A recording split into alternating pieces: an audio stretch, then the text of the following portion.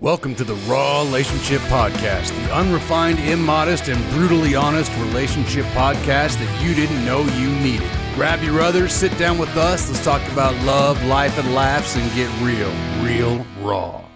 Hey, everybody, welcome back to the Raw Relationship Podcast. I'm Brett, and this is... I'm Candy. There she is.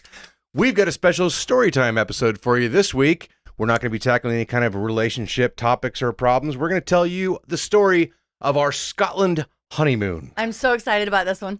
Oh my God. It was, all right, we got a lot to kind of cram in to as quick as we can without trying to skip over too much stuff. But we had an amazing 2 weeks. We already told you the first part of the story in episode 2, which is Magic, Castles, and Quarantine. Mm-hmm. That the was wedding. our whole wedding, right? Wedding, yeah. Yeah, so we did our wedding. We got married in a castle. If you haven't listened to it, please go back, check that one out. We spent almost a better part of a month in Scotland after 10 days of quarantine. This is in 2021. So if you haven't heard that, it was in the near the tail end of COVID. We did our quarantine. We got married in Scotland in the ancestral Grand Family Castle. It's a tremendous story. It really is, all three parts. It's just incredible. Yeah. Yeah. So now we pulled out of the box last week that we're going to tell you about our honeymoon, which was another 2 weeks traveling around basically the whole west coast of Scotland and some of the neighboring isles. Yeah, I like to say it's our island honeymoon. Ah, there you go. Yeah. So Scotland island honeymoon. I like that. Yeah, when It's you great. say, I'm sure if you just said, hey, we can tell you about our island honeymoon, everyone's going to think, oh, Fiji, Hawaii, Caribbean. No, you wouldn't think Scotland, but you know, what a great island honeymoon it was. Yeah. Yeah. Yeah. I mean, it wasn't super warm or anything, but Not in the slightest. it was beautiful and it was educational. And that's why now every year for our anniversary, we go somewhere warm. Yeah, this is true. I always plan the trip. I'm like, I just want to be in the sun in a swimming suit. Yeah. And that's why we changed our anniversary. We used to have our anniversary on December 18th. And that's when we actually first dated. Mm-hmm. But we changed it to June 9th. We just cut it in half, 12/18 to 6/9, because we were like, fuck, I just want to go somewhere warm. We've always been good at cooperating in this relationship, honey. I think that we're blessed that way, that we're like, what do you think? You know what? I think so. Yeah. All right, let's do it. Let's do it. Fuck it, let's go. I'm in. Yeah. Cool. All right. I like that idea. All right, here we go. Well, the idea that I like right now is that we start off with a bit of whiskey. We are going to start off with a bit of whiskey. You want to tell everybody what it is? Yeah, so since we're telling our Scotland honeymoon story, we had to get a bit of scotch. We grabbed a bottle from a local shop and hadn't had this one before, this particular bottle, but this is a Port Charlotte, what is this? 10-year heavily peated. Oh, I love heavily peated. Isla my single favorite. malt. Yes. So Isla's the island. We're going to get into that a lot coming up. But we actually had some Port Charlotte while we were actually in Port Charlotte. That's right, on Isla. On the Isle of Isla. It's a great story. And we'll get into that. Yeah, so I'm not going to tell that whole story now, but yeah, we decided to grab some Port Charlotte because it is a place we've been and There's delicious whiskey. and there's a great story behind it for our honeymoon. Yeah. And actually, do you want to share our outfits today? Oh, yes. We are donning some very important outfits as well. Right. So, if you're watching this on YouTube, you'll be able to see. Yeah. And maybe we'll post some photos on the socials. We will. I think we should take a couple photos. We look pretty good. We probably will, or we'll just post some photos of us in Scotland during our honeymoon. Well, we'll post those too. Yeah. I think this week we're gonna probably do a pretty heavy social media push. We probably should. I think we should for sure. We're a bit lot behind. of people are really excited about this podcast, and it's getting better and better, and we appreciate and love all of you. So we're gonna show you our outfits. So Right, I'm in my billy skirt. Yeah. And I'm wearing the kilt. We're wearing the family tartan. There it is. The traditional family kilt. These are our tartans, our plaid that corresponds to the Graham clan. And I love that it's blue and green and black and white.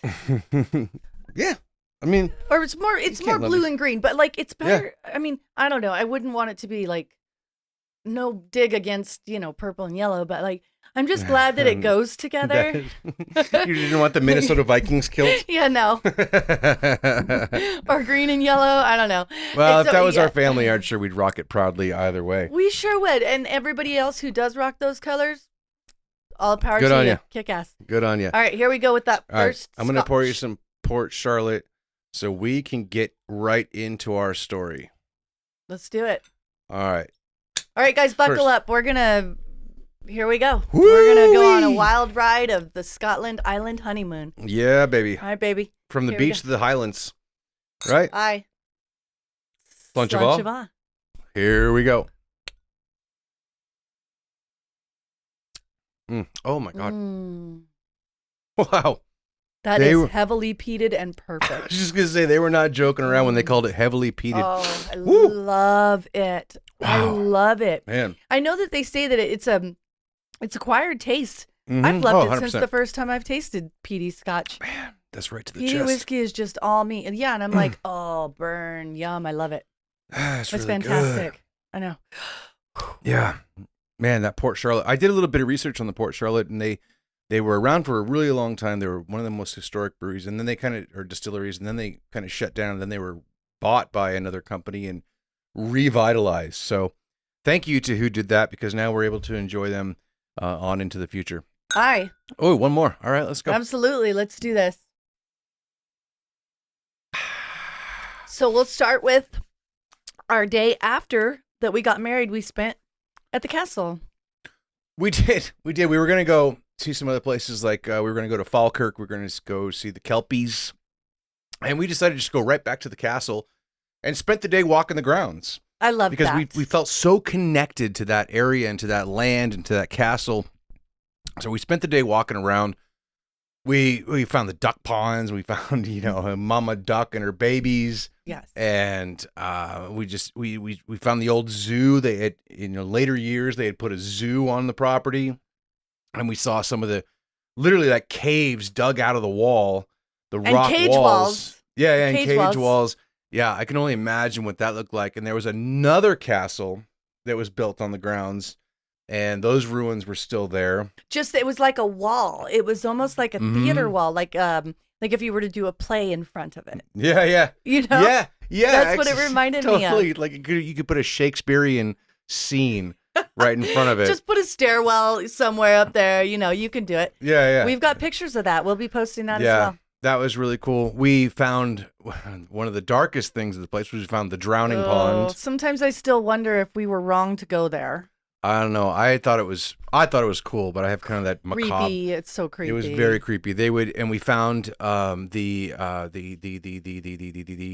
what was it called? Not the hanging hill, but it was like, anyway, they would hold trials. Kind of like the Salem witch trials. They would be like, well, if you think you're a witch, and then be like, well, and the men, if they were found guilty, they would just hang them up on this hill, and the women they would take down into this pond and literally drown them. And if they lived, they were a witch, and if they died, they died. If you weren't a witch. You're burned at the stake. So you're like, it's like, screw you anyway. It's a lose-lose. It's a very dark moment in time. Yeah. I feel like it's also something to take into consideration. Don't judge each other. I mean, back then they could be like, oh, she's a witch. Oh, because I just don't like her. And then all of a sudden your livelihood is at stake because one person is like, oh, she's a witch. And everybody else joins behind because everybody's bored. Yeah. There was no iPhones back then. No. Or phones, whatever. No, but it was just crazy. Wild times. So it was kind of cool to walk through that history. But devastating, I'm sure. I mean, could you imagine being a mother or a father? They had children and they're just being dragged away because everybody said, you're a witch. Yeah. Yeah, and that mob mentality gets in. I mean, it's just, man, it's dark side of history. We can't paint, paint our whole area like it was like, oh, this is the most beautiful castle and this is wonderful, lovely. Everything was just fantastic. Right. Anyway, we found that one little dark spot. And that was fun. One thing we didn't mention, and this happened before the wedding, we had talked about going to Stirling and seeing the castle and everything, but we forgot to mention that we went and saw the Wallace Monument. Oh my gosh, that was a really awesome experience. That was a good step back to history. Right, because listen, everyone's seen great. Braveheart, right? So this is the William Wallace Monument. And it's in Sterling, and it's basically just this kind of spire. It's a tower. There's maybe 3-4 stories tall. And it's at the top of this hill. And we drove in, we got to the bottom, and we realized it was closing in like we were running 45 late. minutes. And we didn't realize that you don't just pull up to the front of it. There's not like a parking lot right in front, and then you walk in the door. Right. You literally had to hike this hill, and it was a straight uphill climb, and we were hoofing it like and I even took the time to stop and record you. Yeah. And I think that you're even out of breath in the video. It's actually funny. Oh, I think you were recording me about to have a heart attack. Or just collapse. I don't know which one. May not have been like a heart attack, but just man, it was not what I expected for that afternoon. But we raced to the top of the hill. We got into the tower, climbed to the top, get the whole view of the area. The whole Sterling Bridge battle, which if you've seen the movie, if you haven't, go back and see it. But that was one kind of turning point in the war. Also, I think the thing that stood out to us most is that they have Wallace's sword in the building as a claymore, this giant sword, and Wallace had a big sword. Wallace, he had a big and we have sword. Pictures of us standing next to it. It's at least as tall as me. I'm 6 foot tall. And granted, it was up on a pedestal, but I couldn't imagine somebody swinging that thing. And it's completely metal. Oh yeah, obviously, 100%. It's just it was solid steel, like this thick, solid steel, and it was. I remember taking videos of the top. It was dusty. Yeah. But you could see the head of the.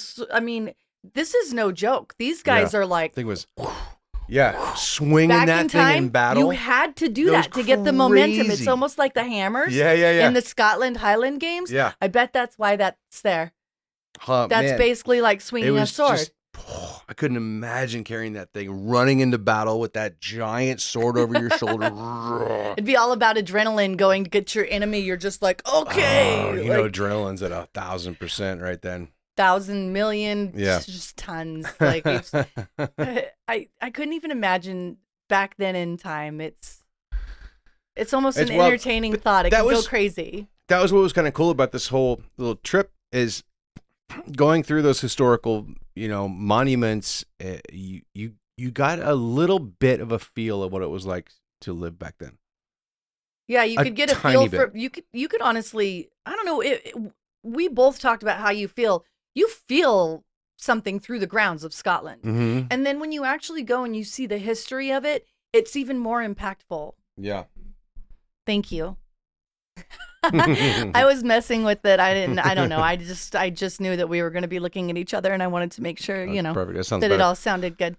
Right. So after we did all that, so that was before, then we did our walk around the grounds, and then we got in our car and we looked up the nearest local distillery, right? Because we wanted to get on whiskey tasting straight away.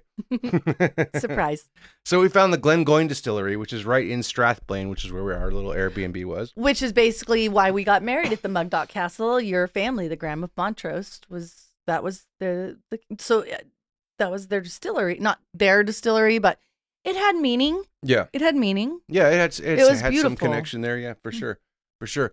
And again, since this was COVID times, we didn't realize you have to book everything far in advance. Like you have to go online, you have to sign up. So we weren't able to do a tour, but we were able to walk the grounds. They had a beautiful waterfall and a creek where they pull the water for the distillery from, and we were able to go through the tasting room and the barrel room. And oh yeah. We walked. We have that's right. They photos did of let us all go of into the this. barrel room. Yes. Everything was behind bars. In a big cage. That's better the barrels behind bars than us. But I remember some of those barrels had been there they were aged like almost 60, 80 years they were aging. We actually brought a box that had 3 like almost just beyond shooters. It was a little bit more than that. Right. Oh, it's right there. Yeah. A little taster. And that's what it was. It was, they were aged 80 years. Right, but I remember not the ones we brought. That's beyond. But I mean, I remember they had a couple of barrels, and they were like, we saved these for like visiting dignitaries. I want You to get be a do visiting barrel tasting dignitary. out of this. We're going Yeah. back. So we got to see that a little bit. Glengoyne was very cool. Took home some sample bottles, and then we drove up to that's when we started going north, right? We started going north, and kudos to him. He was driving the whole time. On the wrong side of the road. On wrong side of the car, wrong side of the road. Like we said, they really hand it to you. But you had to go on the highway, and it was absolutely beautiful. And I'm just like la-di-da, looking out the window, like. But you had the most pictures. amazing scenery to look at the whole drive, and which I enjoyed as well. Absolutely beautiful. It was breathtaking. Most of the drive was along the coast of Loch Lomond, right? So just for all the Americans, all the lakes are called lochs, right? Loch. That's why the Loch Ness monster lives in one. Loch Ness. In fact, we talked to our friend James, and he does tours and stuff throughout there. And he was like, man, I hate it when anybody comes and goes, I want to go see the Loch Ness. Because he's like, it's actually not that beautiful, and it's a really long drive, and you're not going to see anything. You're not going to see the monster. It's just water. No, but Loch Lomond is beautiful. Oh, it's incredible. The little standing trees by themselves. It was like looking across a glass floor. Yeah. And every now and then there'd sprout a tree. But yeah. And it's just miles and miles and miles long. I couldn't believe how much of the highway was right next to Loch Lomond. Like just literally on the side. There's no bridge either. No. Or no, I'm sorry, not bridge, but guardrails? Oh, guardrails. There's no rails. Yeah. No, now that you mention it, I don't think I saw a single guardrail the whole time we were there. Not one. Woo. It was like, just don't drink and drive out there. You're going off the side. A lot of single lane roads. Remember that? A lot. And they had told us, and there's a lot of pull-offs every, it's all about respect. If you look ahead and somebody's coming at you, you make that choice without even talking to each other. And one of you goes off the side. One of you's going to pull off. And the other what is it called? By. It's respect. Just road courtesy. It's road courtesy. Thank you. Yeah, the road courtesy. And then besides that, you have to deal with all the sheep crossing the road constantly. I still have a video of him talking to the sheep running down the street. And he was driving and one of them went, meh, and he went, meh. It was perfect. I was just leaning out the window talking to the sheep. And then the lone red phone booth out in the middle of nowhere. Oh, yeah. What was that? That was crazy. I was like, just in case Superman needs to change. Yeah. I don't know. Scottish Superman. That was just like something. You almost felt like it had been planted there for a movie or something. Yeah, like Bill and Ted's Excellent Adventure or something. Then, so we get up far enough that we're across from Skye, the Isle of Skye. So we take the ferry. We drive the car onto the ferry. Mm-hmm. And that was your first ferry ride ever, right? First time. Wow. It was really cool. I like that we got to take the car because it felt... Oh, you have to. You just felt like a little bit of freedom. I know. I just still liked it, just driving it on there and then, going up top and just the open ocean. Yeah. It was romantic. That was the first time since we got there that we'd actually been able to be on the ocean. Yeah. And that was really cool. It wasn't a very long ride, but it was pretty cool. I'm happy that it was my first ferry ride. Yeah. My first ferry ride was in Scotland to the Isle of Skye. There you go. Yeah. Hell of a story. And then we get off the ferry and we drove. So we I think we came in on sort of the southern part of the Isle of Skye. Mm-hmm. And so then we drove north up into Portree. So if you ever go to the Isle of Skye, Portree is the place to go. It's kind of the main. Oh, it's stunning. Hub. It's right? stunning. It's probably the biggest. I mean, most of it's all villages and stuff, but it's like the biggest place. So we drove up into Portree. We got to our bed and breakfast. What was it called? The Terrace? Yes. The host, Murdo, I believe that was his family's name. Right. I think he did say that. It was like a father ancestral And being in name. touch with him, like, it's just a huge, I don't even know. We'll reach out to them, but just a huge thank you because we had to reach out to every single host and let them know that, our intentions was to just come and stay with you and that we've been safe and please let us because there wasn't a lot of welcoming at that time. He was so welcoming and he sent us choose your food on your menu and just, it was beautiful. Murdo was an amazing host. If you ever find yourself in Skye, go to Portree, stay at the Terrace. Tell Murdo we said hi. Murdo. Sorry. Apologies, Murdo. No, it's okay. And he's not upset. It was a really cool place because Okay. we show up, we check in, he checks us in, he pours us a couple of wee drams. Right off the bat. Talisker, right off the bat. Boom. Here you go. Welcome in. There's only, I'm sorry, I can't remember exactly, the 4 or maybe 6 rooms in the whole place. And the whole time we were there was only one other couple there. Mm-hmm. But they had, his son is the chef in the restaurant downstairs, and he's worked in Michelin star restaurants. So the food was fucking amazing. Phenomenal. Beyond amazing. Phenomenal. We're still trying to apply some recipes out of him. Yeah, we need that beer pudding recipe, Yeah, please. Please. I need that Guinness beer pudding. Oh my God. It was we had so it good. other places and it wasn't near. No. It was like, I don't know can what he still does taste there. it. Seriously, I just heard your mouth water.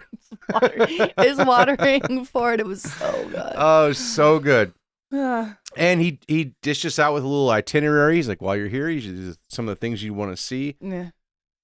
So we got up the next day and we took off and we drove up towards the north of the island. We hiked the Old Man of Store. The Old Man of Store was really cool. Yeah. Yeah, that's just a big mountain just across the main road from the ocean. And it's just this giant rock that sticks up out of the ground. And the legend is that, it's this old giant's thumb. I always like, I don't know. I mean, the rest of his body isn't there. So, but quite that was the hike. That was a really cool hike. Yeah, Quite the hike. It was. Took some exertion, but it was well worth it. Well, you could actually feel your breath, your lungs compress a bit when you got up, and the wind was blowing. And I remember wrapping my scarf around my face. Yeah, the scarf you got me the day before we got married. That's right. And I remember we saw. I think this was one of the few times we actually saw a lot of the Scottish thistle. Oh, it was on that hillside. There was a lot of beautiful thistle. If you remember that story from episode 2 where we talked about one growing by our mailbox, and that was our sign that we should go and even do this trip. And we did, and we saw a bunch of thistle on that hike. We continued on. We saw a bunch of cool stuff. Kilt Rock, which is like this cliff right into the ocean, which looks like the back of a kilt. It's all pleated sort of deal. And then we drove all the way to the northernmost tip of the island, and we found the coolest brewery. I'm still so happy we found the Isle of Skye Brewery. Yeah. So much is connected to that. Yeah. So much of this experience is connected to the Isle of Skye Brewery. It's pretty cool. The ferry experience, at least. I've always been into ferries, and from what I can think, I know that we planned on going to the ferry pools. That was the whole. We're going to the Isle of Skye thing. 100%. Yeah. Yeah. That was a big part of us. I think going to Skye at all. Yeah. Was because before we ever left the States, you were like, I need to see the ferries. And that's why it was our first stop. Like, not necessarily the first stop, but that was definitely a very important stop on our honeymoon. I'm planning it, so I was like, so I'm dragging you. It was, I'm glad that you liked it. Oh, I loved it. I mean, at the Isle of Skye Brewery, we found this beer that is still one of my favorites to this day, and it was called Taraskitter. That's a really good pronunciation, I hope that's right. Right. I'm sure we'll get some emails if it's not. I didn't look up a pronunciation guide, but Taraskitter is the spade that they use to dig up the peat. So especially on the isle, on many of the isles, but on Isla, which is where we went next, it's the whole island is peat, and they dig out these bricks. They use them for heating their homes, but also for smoking the whiskey, which is why it's called heavily peated, because they burn this peat underneath the barrels and they smoke in the still. They smoke this whiskey. Oh God, it's so tasty. And peat is different. I don't even know how to explain it. It's like it is smoky, but there's something different about it. It's like a deep. Yeah. It's like a deep flavor. Yeah, it's not like the peat is different. It's like earthy. It's like a deep earth is on fire flavor. It's not like, I'm at a campfire. Right. It's not like a mesquite smoked or a hickory smoked or anything like that. It's got a very unique, distinct flavor. But this beer, this Taraskitter, they actually smoke that beer with the peat moss. So it's a peated beer. Oh my God, it was so good. I'm so glad we found it. And definitely one of my favorite beers, and I wish that we could get it here. One day we're going to be able to recreate it, whether we either Yeah, right. give the peat we brought back to our friends to brew at the brewery, or we Oh, that's right. We finally hook up our own home brewing system and make it happen some way or another. We're going to make just that. let We'll out get a to secret. that. Yeah. We'll get to that in just a second. Secret. But so while we're at Isle of Skye Brewery, we asked the guy, we're like, hey, what's the deal with the Fairy Glen? Can you tell us where it is? So here's my remembrance of this. Tell me. We were in there. I was looking at beers, and I heard him talking to you about fairy pools. And he said, have you been to the Fairy Glen? And I went, wait, what? And I don't think that you specifically asked about it. To be honest, I feel like it came from him. Okay. I remember specifically it coming from him because he was like, well, if I had $1 or a pound for every time somebody asked me directions. That's right. Because we had planned to go to the fairy pools. Right. But he Murdo goes, said, the Fairy Glen. Murdo said to wait till the next day to go to the fairy pools. So we had gone to the Old Man of Store, and we decided to go to the Isle of Skye Brewery. Mm-hmm. And then he thought we might be going back to the B&B, but he mentioned the Fairy Glen, and I looked at him, and he was like, "Oh, we're going to the Fairy Glen." Guess what we're doing now? So I didn't even know about that. I was such a pleasant surprise. So much cool stories from there. And Magic. it wasn't far from there. So at this point, we're at the north point of the island, and now we're coming around sort of the west coast, because Portrue's on the east coast, so we're now coming around the west coast. And of course, I'm Google mapping everything the whole way we're going. I'm like, okay, how are we getting back? Where are we going? And we found the Fairy Glen, which, and like I said, a loch is a lake and a glen is a meadow. So we found the Fairy Glen. It was this big, open, beautiful meadow with lots of rolling hills and a little bit of cliffs and stuff. And we had picked up some snacks, and we hiked around, and we found a nice spot. We took our terrace gear. So hope I'm saying that right. I hope. Well, I'm copying you. Yeah. No, so if you're wrong, it's because I'm wrong. I'm blaming it on him. It's his fault. Either way, we found the Fairy Glen, and I tell you what, it honestly was a magical spot. It was enchanting. I really believe there was fairies there. There was. I have a crazy story, and I'll tell it super quick.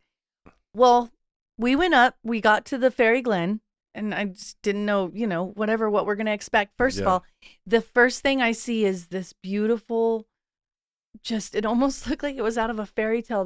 That one rock that came to a plateau, and we climbed up the center of it. Oh, yeah, we were going on a journey. Yeah. Yeah. You had to climb up the center of it. It's one of those, okay, for the listeners, imagine some of the scenes like out of Lord of the Rings. Yeah, that's a good one. Yes, exactly. Very, very green, but also very craggy. And when they're on this massive adventure and they're hiking, they're going through these in between channels of the rocks with and everything. The switchbacks back and forth. It's almost like I hate to say the word snake, but like almost like that type of of design. And that's exactly what it was. So we get to the top, and there was a really nice couple that was up there. We got photos. So that was really cool. We had our lunch on the side of the mound, or on the side of the rock, rather. Sure.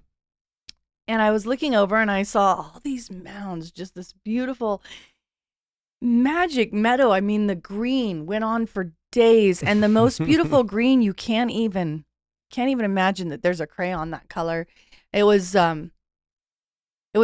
It was very beyond us. It was very, very Hobbiton. Like, yes. Imagine the Hobbit Shire, the Shire of the Hobbits. Yeah. I just keep using that to paint a picture for the listener, but yeah, that's and that's actually a great way to describe it. So anyways, I decided I want to climb one because that's me. So we get done with our snacks and our beer, and we get down, and we're walking just around these different mounds and things. And I look up, and I see this almost like a ledge on one. So you see the entire mound, and it's large. I'm going like this, but it's large.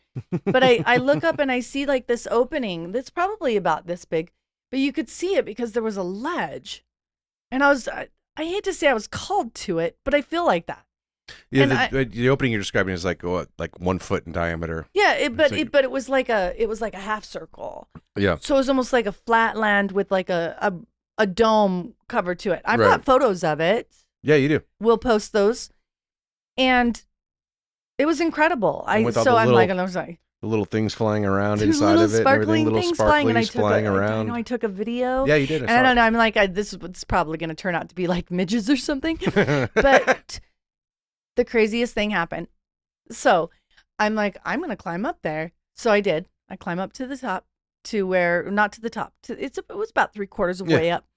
And I'm looking at it and I see these little sparkly things kind of flying around. And I'm like, oh my God. I still get a little emotional about it. I'm seeing fairies right now. Yeah. And so I've always believed in fairies and loved fairies since I was a child, which is really interesting that I find a Scottish man whose background is unicorns and fairies. So not my background. That's Scotland's background. oh, well, it's Scotland's background.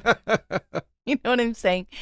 So I'm talking to them because I live in this magic little place inside my head that believes in magic. Mm-hmm. And I love that. Why not? And I'm saying thank you for letting me see you and just feeling privileged to feel them and see them, but to feel them mostly. Anyway, so I said thank you. And I'm coming back down and I look down and you were laying on the mound. So I took a photo and then I put my phone away and I'm going down the mound and you stood up and you're standing down at the bottom and I'm scaling it, right? And all of a sudden this rock hits me on the head. Yeah. And I saw it bounce off of my head and I watched it roll down the hill very slowly. It was almost like slow motion. And I looked at you and I said, pick that rock up. Yeah. And you were like, why? What's wrong with you? Just a rock. What do you want? I was like, I don't know, but it fell on my head. Yeah. And you looked up, he looks up and he goes, from where? And I was like, I don't know. He goes, there's nobody up there. I was like, I know. Grab it. Yeah, there was nobody around this whole time. Like you said, we ran into another couple and they took pictures for us. That was them and maybe one other family the whole time, the whole couple hours we were there. That's all the people that we saw. I feel so fortunate. Yeah. But I picked up the rock, and you've always been looking for heart-shaped rocks. That's kind of your thing. So this connects to the heart-shaped rock. Right. But not yet. It wasn't heart-shaped. No, it wasn't. But I was like, okay, I'll pick it up, and I put it in my pocket. Suspense. And we enjoyed the rest of the day. We went back to our spot. Yeah. We did have dinner in town in Portree. I don't even remember where it was, but it wasn't good. We should have just stayed at Murda's. And then the next day, we went to see the southern side of the island, right? Yeah. So that's when we went to Talisker.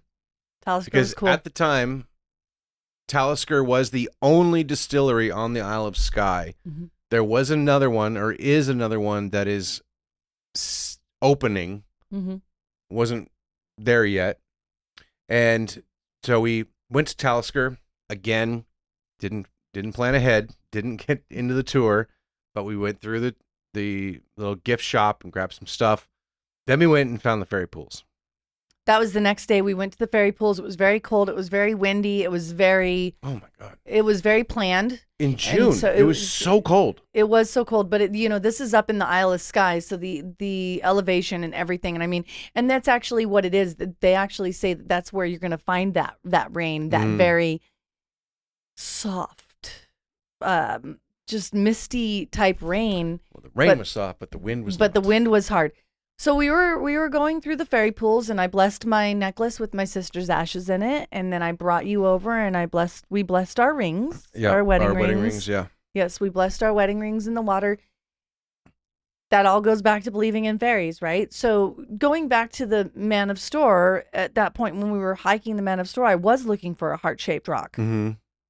And this is my thing. I like heart-shaped rocks, and I tend to find them, and I see hearts everywhere, especially now.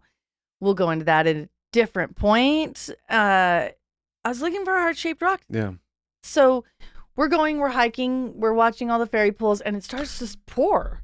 It does. And can I just say, just again paint a picture for the listener, the fairy pools are like a succession of waterfalls Oh yeah. and pools. Mhm. And you walk a trail along the side of it, and it is quite a long trail. And there are a number of pools: pool, waterfall, pool, waterfall, pool, waterfall. It goes on and on and on. And if you stop and you just listen to it, it's Mhm. so loud it almost sounds like instrumental. Yeah. Oh yeah. Yeah. It makes its own music. Yeah. All right, carry on. That was a great painted picture, sweetheart. Like that is such a great painted picture. We get to where it starts to get pretty stormy. Yeah. And he looks at me, he was like, "So do you want to keep going?" And I said, I think I'm good. Mm. I just felt like we're good. We blessed our rings. I blessed my sister. Mm-hmm. And I have seen the fairy pools and I felt the fairies and I was ready to go. And right then, and I'm wearing Chucks, my white Chucks. Yeah. And right then my foot gets wet. Yeah. Well, I looked at you and he was like, "Are you sure?" My foot gets wet. And I was like, "Yeah." And I look down and there's a heart rock. Yeah. Right by my shoe. And I mean, it's a heart-shaped rock. You cannot deny it. Right. And I looked at him and I was like, "Oh my God." It was tremendous. It was just it was another gift from the fairies. It's another gift from the fairies. And so I pick it up, I put it in my pocket, we get back to our B&B. Mm-hmm. So when we're driving back, I'm looking at it and I'm like, this is almost the same color as the other rock. I was like, that's so weird. Like they were this beautiful. From the other side of the island. From the other side of the island. But they're both this shimmering, beautiful copper with like a little turquoise in them and iridescence. It's hard to explain. You'd have to see it. We get back to the B&B and I pull the heart-shaped rock out of my pocket and I grab the other rock and I'm looking at him and I'm kind of holding him and I'm looking at him and no shit. They started to magnetize. Yeah. And I felt the energy. I'm looking at them and I'm holding them like this and they literally start to magnetize and my hand turns and the other one grabs onto it. Yeah. They magnetized in my hands. The heart grabbed onto the other rock. And still to this day, they are magnetized to each other. Yep. You can take them apart and you can put them back together. Yeah. They literally click together. Every crevice, every shape, there is the ridges and they just fit into each other. That's so and wild. if you sit them down, we'll put pictures of it up. Yeah. If you sit them down, they can tilt and you'll see the heart on the other rock and it holds it. Yeah. It was so wild. But that was just a beautiful gift from the magical fairies of Scotland. The fairies love me because I'm such a good person and they're amazing. And I mean, we're all good people, but I you just showed feel them so respect. blessed. That's what I've always heard is the thing is you have to show them respect. Excuse me. Give them respect. And show believe. them respect. And love. And believe in them. And then, and they'll give you little gifts. Anything is possible if you believe. Yeah. So that was really cool. And I'm glad you got to fulfill that whole fairy wish fantasy. That was like beyond that expectations. Like that's Seriously. the shit you write in storybooks. Yeah. Yeah. Cheers to the fairies. That was really cool. Yeah. It was beautiful. All right. So now we leave Skye. And you had decided that even though I drove from Glasgow to Skye, you didn't want me to have to drive all the way back to Glasgow. It's about a 5-hour drive. As curious as I was, I just wanted to, Also, I drove to Inverness. I just wanted to give you a break from Portree to Inverness. I drove. Yes, you did. And you did really well. Thank you. Yeah. But no, I did not want him to have to drive 4.5 hours back down to Glasgow. So you booked us a flight. I did. It was supposed Inverness to be 2.5 hours. To Glasgow. Mm-hmm. And so we're hauling ass to the airport. We couldn't find it right away. Got kind of lost. We couldn't figure out where to return the car. Now, you have to understand, this airport is about the size of a postage stamp. And the parking lot is like half the size, quarter of the size of like a Walmart parking lot. I mean, it is small. An old Walmart. And you basically just park the car wherever and drop the key in a box on this little hut. Okay. There's not even anyone there. You're like, it's down the street at the Kmart or the KJ Maxx or the... What do we do? What do we do? Where do we leave the car? TK Maxx. Yeah. Finally figured it out. We run in there. We get on the plane. The plane has to first fly north Glasgow's south, just so you know. We had to fly north to the Isle of Harris, right? Isle of Harris, which is actually one of the most beautiful beaches in the world. It is. Untouchable. The Isle of Harris has a beach that looks like it's a Caribbean beach, and it's in the northernmost part of Scotland. It's even better amazing. than that. You can't make the colors. Yeah, it's crazy. It's clear all the way to the bottom. Now, our 2.5-hour flight had a 6-hour layover. I think it was like 8. But it was funny because we got there and they're like, yeah, there's a layover. We're not sure how long it's gonna take. But if you leave and they get here and you miss the flight, you're shit out of luck. Yeah. Like it was like, yeah, sorry for you. It was. Nonetheless, we were like, fuck it, we're leaving. We did. So we grabbed a cab and we went into town. And it was a Monday. And we found this pub, and it was open. And as we've mentioned before, the Euro Cup was going on. So Scotland is playing in the Euro Cup for the first time in many, many, many years. Everyone's excited about it. We realized there's a game going on. We pop into this pub. We were able to sit down, have a couple pints, watch the, I don't know, maybe final third of the game, of the match. Mm-hmm. And it was cool to be around locals. It was. It was really cool. Of the Isle of Harris. Yeah. Yeah. Now, so it's like a nipple of there's Scotland. So many stories. They, it turns out that pub was only open because the match was going on.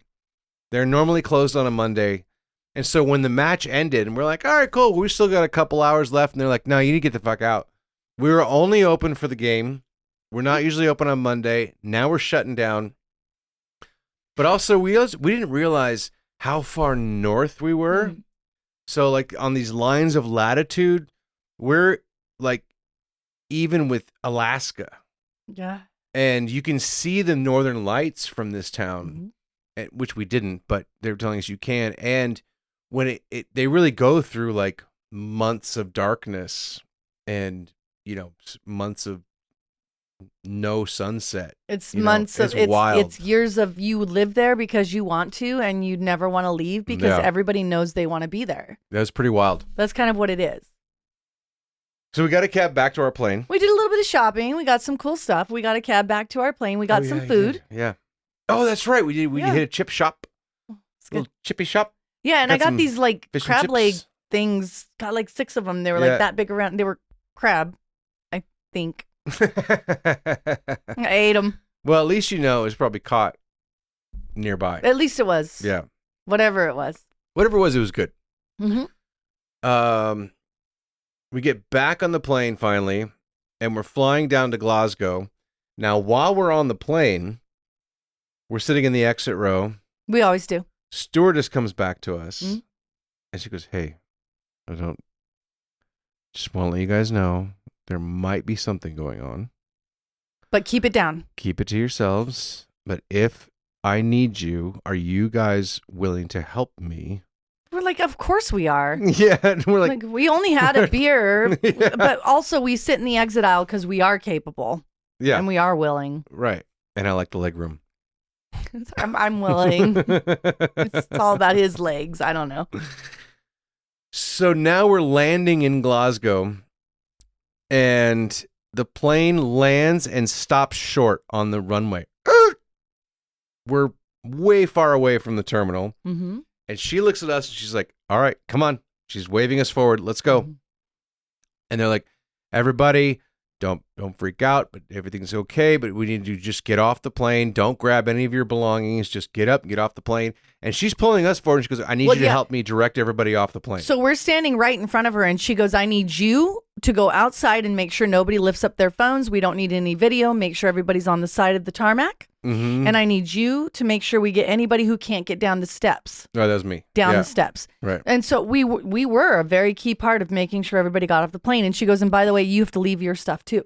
So that was it. You had to leave everything behind. It was a very surreal moment, but we did it. So I was walking down the steps and I looked up and you were at the top of the steps and I'm just guiding people off to the side of the tarmac. So nobody was, doing video or doing anything because I think that's a big deal for an airline for something like that to happen. Oh, well, yeah. I mean, obviously it could be a PR nightmare, right? Right. But the report was that there was smoke reported in the cabin. Mm-hmm. And so as we're getting off the plane, there's fire trucks with all the lights and sirens racing towards us. There's also a big bus coming.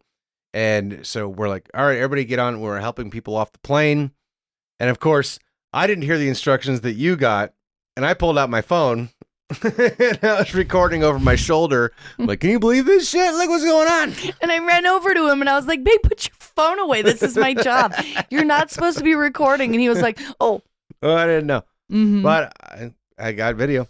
Yeah, he's the only one because I had everybody else in a group walking towards the bus. And this guy, he's like, oh, I got to look at this shit. And I was like, you can't. You can't. The dumb American. So we get on this big bus. They put us on this people mover. It never went anywhere though. Drive us all to the terminal. Everything was fine. Nothing blew up. No problems. Yeah. Everybody was good. We got all of our shit. We get back to our castle. Now we're at Glasgow, right? Because we're staying in a castle hotel in Glasgow. Mm-hmm. We go one night. We had worked out for them to let us stay there, and then we can keep our bags there because the next day we're going to Isla. The second island the of Isle our of Isla. honeymoon. Yep. Yeah, our second island. So we fly into Isla, and you have set up this whole whiskey tour for us for like, he's going to pick us up at the airport and take us to our place. And the next day he's going to take us all around the island to all these distilleries and all of our favorite ones. Because the Isle of Isla is where all the peated scotch comes from. You know why I set up a tour? Because I didn't want to drive drunk. There's no way we can drive on the wrong side of the street or the wrong side of the car. No way. Or anything. I just wanted us to enjoy ourselves. So yeah, I set up our tour. Yeah, because that's where all of our favorite scotches come from. Lagavulin, oh my God, Lafroig, Ardbeg, Kilcolman, all of those.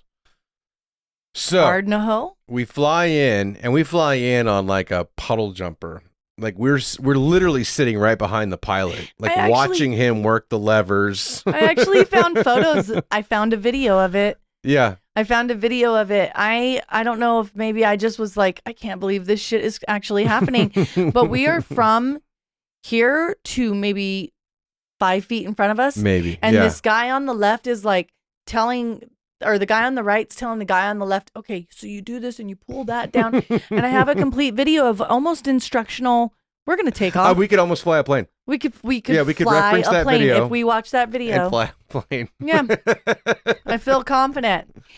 So we land in Isla, and our guy, Lament.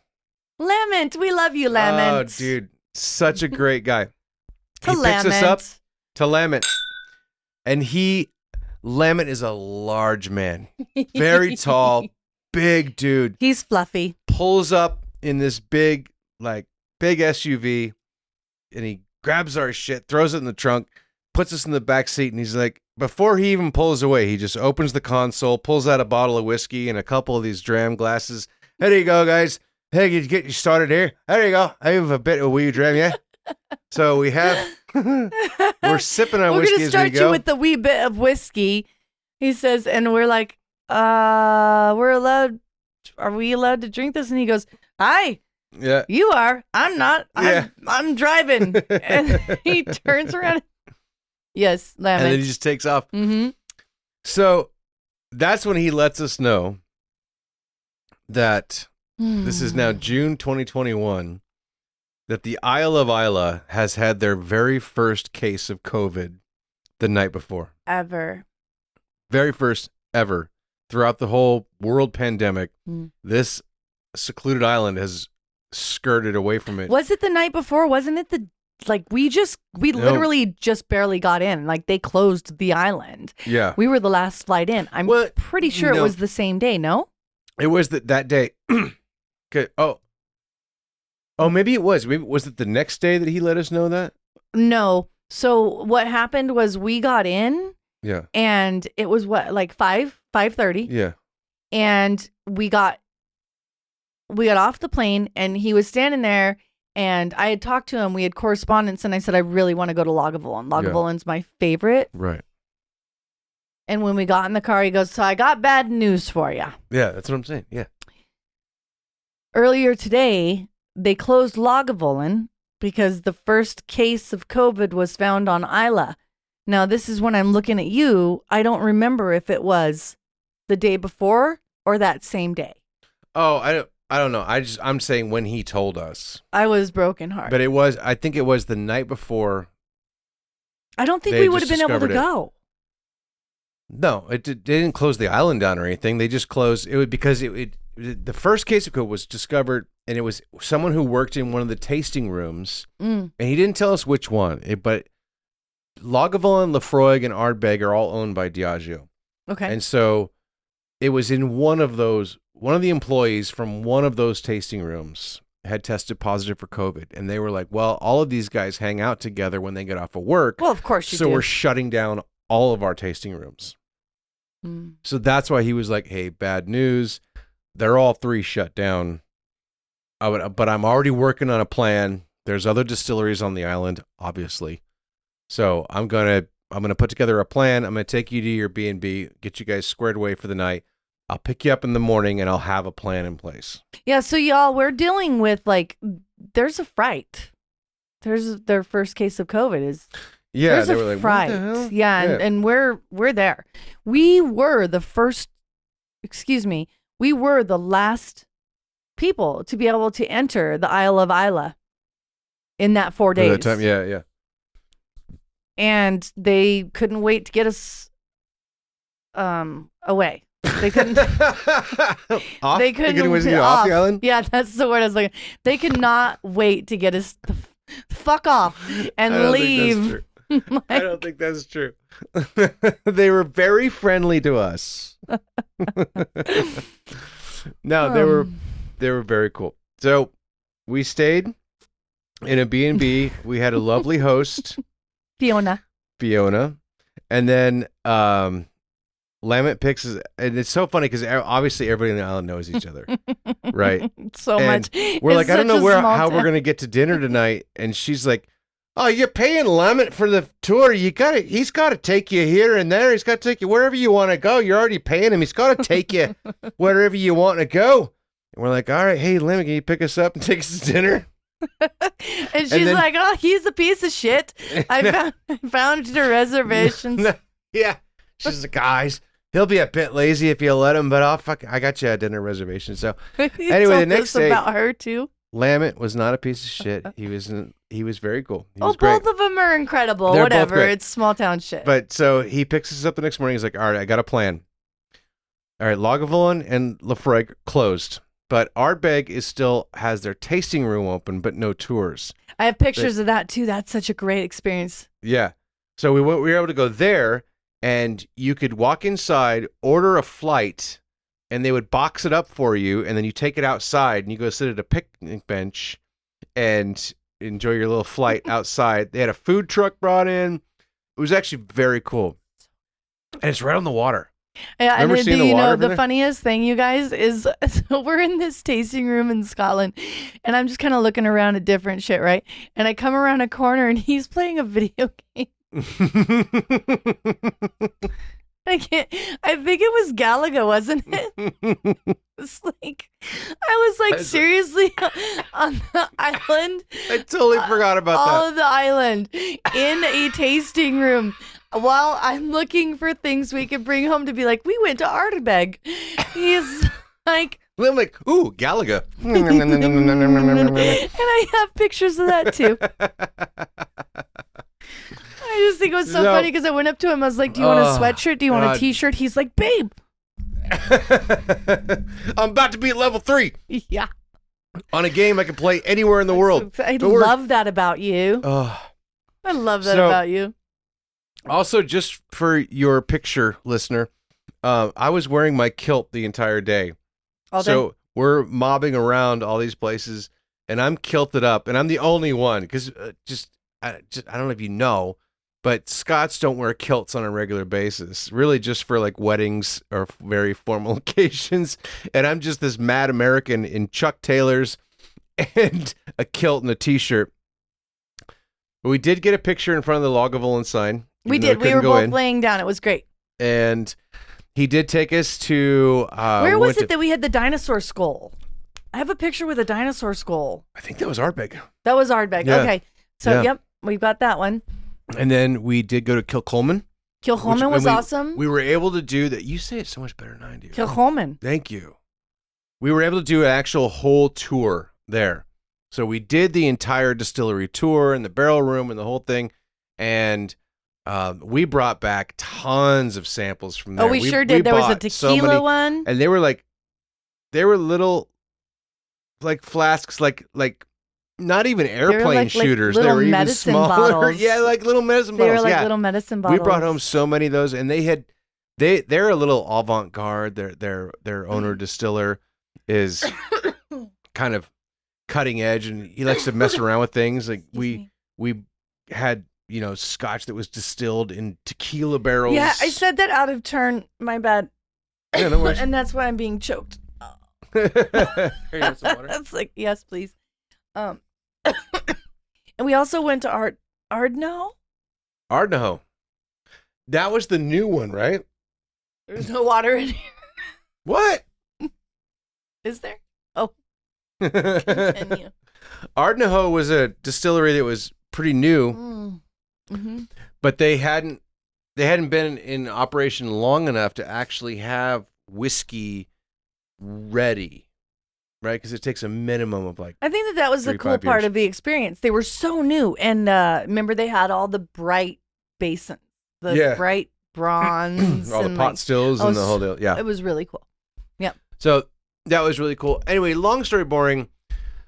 Yeah. Lamet saved the day for us. Yes, thank you, Lamet. He hooked us up with a number of tours. He also took us to just the local bottle shop. So we're like, hey, could you stop right here? We just want to get like one thing. And then we walked out with like both of us armfuls of bottles of whiskey. We're like, we'll just be taking these home. And he was just sitting in the car laughing at us. But he also, because we were talking about peat and peat moss, so he pulled over on the side of the road. And there's just peat fields everywhere.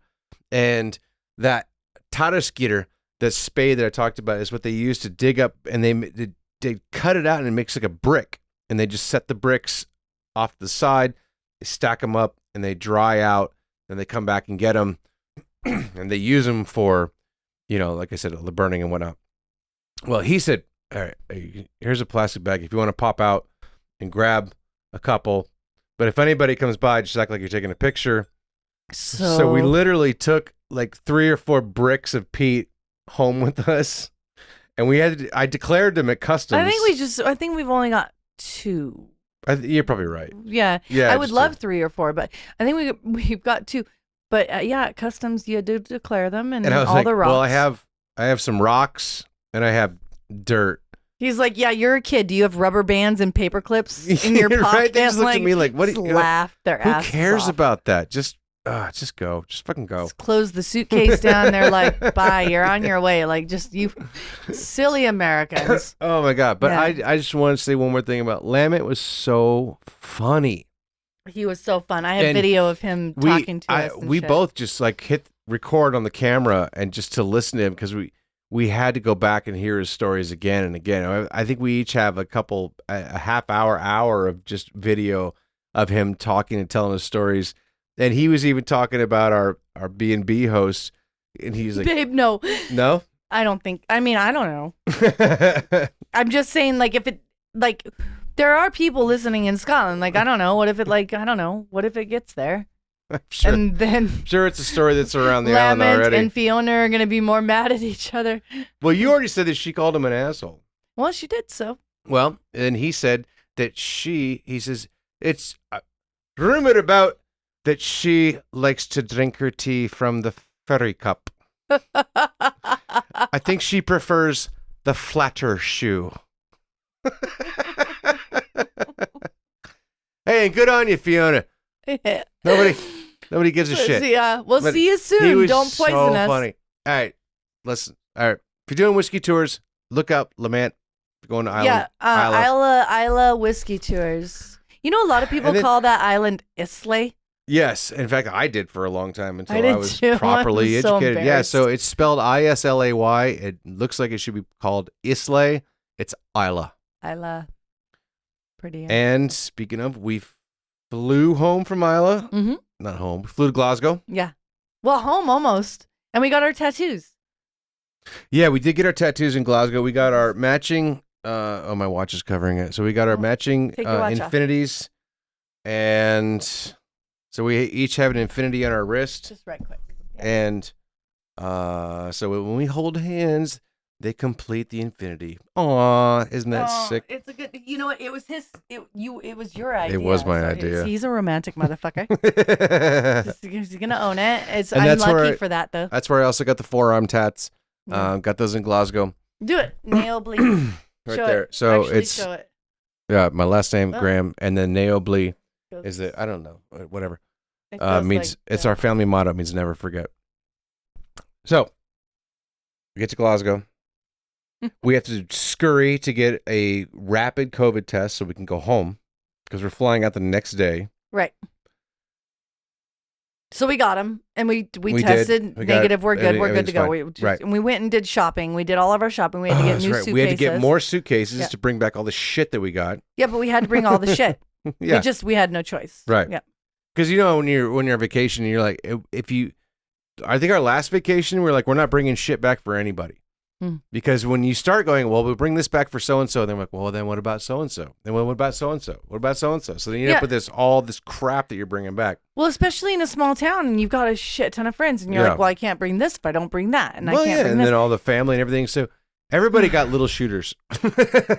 There were some very important gifts, but I feel 100%. Very good that we brought things for ourselves. But we brought stuff back. We bought like more of the tartan stuff for our wedding. All of our kids for our Arizona wedding. We did an Arizona wedding, yeah. Yeah. Mm-hmm. We'll talk about that. So the coolest thing, and we'll wrap this up here, is as we flew from Glasgow to London to catch our connector from London to the U.S., as I said before, the Euro Cup was going on. Before we end? I'd like, yeah. As we were flying, the Euro Cup is going on. Scotland is playing England later that day because we flew out pretty early in the morning. And if you know anything about Scotland, England football, everyone in Scotland says they have two favorite teams, Scotland and whoever is playing England. And we were, and Scotland fans are called the Tartan Army. Now, and I know I said earlier that Scots don't wear a kilt on a regular basis, but that day we were at the airport and everybody there was in kilts. All the guys and their kids, their sons, because they were all flying from Scotland to England to watch the match. We were there at a very fortunate time in history. Yeah, the Tartan Army was in full effect. And they were singing on the airplane. Yeah, the whole flight. They're singing the fight songs. They didn't give a shit about seatbelts. Wear your seatbelts. They were like, yeah, no.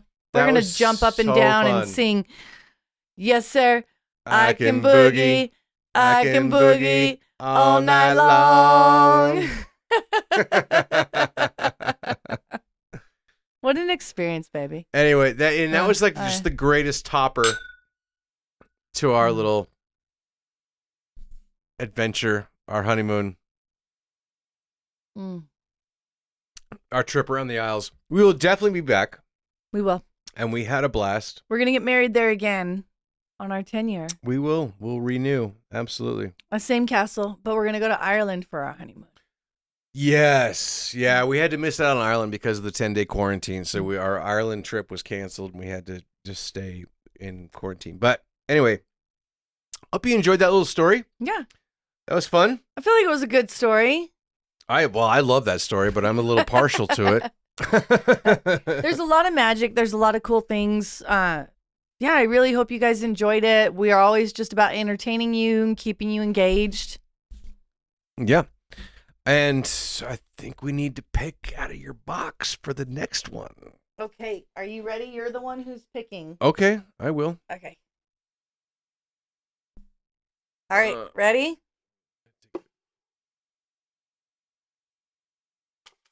Okay. All right. I'm in. All right. What you got? Oh, okay. I like this. Okay. So next week is going to be a topical episode again. This is topical. Being supportive. It doesn't hurt to be positive about a crazy dream. I really like that one. I like that. I think we have a lot to say about that. Being that's what supportive this- of your partner. That's what this is all about. Well, too. this whole podcast is a crazy dream that we support each other on. So We're still making it happen. We're still building this dream as slow as or as fast as it moves. We're still here. We're going to be consistent. I love it. All right. So we're going to talk about being supportive, supporting your other, supporting their crazy dreams. This was a crazy dream, actually. I remember finding the napkin that said Lost Art of Love and crossed out and written raw. Right. You crossed The out Raw lost Art and of wrote the Love. raw art of love. And yeah. now we have the Raw Relationship podcast. It's been a crazy dream and we've supported it, and we'll talk about it more next week. Yeah. So we're going to wrap this up, baby. Yep. Thanks for joining us, everybody. Slanchava. Slanchava. See you next Tuesday. Thanks again for listening. And if you'd like to support our show, please take just a minute to rate, review, and subscribe on iTunes, Spotify, or wherever you get your podcasts. It really does help us out, and it doesn't cost you a thing. Don't forget to email us your questions, raw relationship stories, comments, and whiskey suggestions. We will be pulling the next topic out of my box. And if you want to get into Candy's box, email us at rawrelationshippod@gmail.com, and you can find us on all the socials at Raw Relationship Podcast. Thanks again. Cheers.